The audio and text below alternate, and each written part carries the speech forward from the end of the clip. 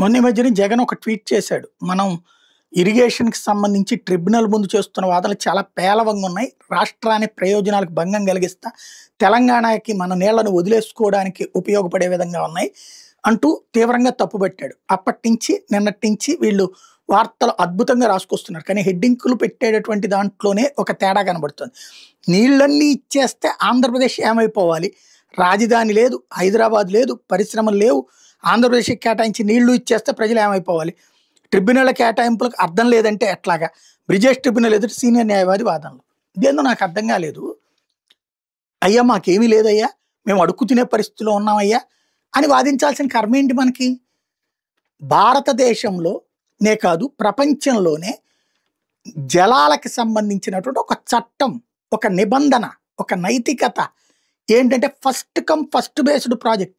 మొట్టమొదట నిర్మించినటువంటి ఆయకట్టుకి నీళ్ళు ఇచ్చి ఆ పైన కట్టే వాటికి ఆ తర్వాత హక్కు లభిస్తుంది. ఆ లెక్కన ఏనాడో కట్టబడినటువంటిది కృష్ణా డెల్టా ప్రకాశం బ్యారేజీ బ్రిటిష్ వాళ్ళ టైంలోనే ఉంది. ఆ తర్వాత కాలంలో నాగార్జున సాగర్ శ్రీశైలం కట్టారు. వాటికి ఆయకట్టు ఉంది.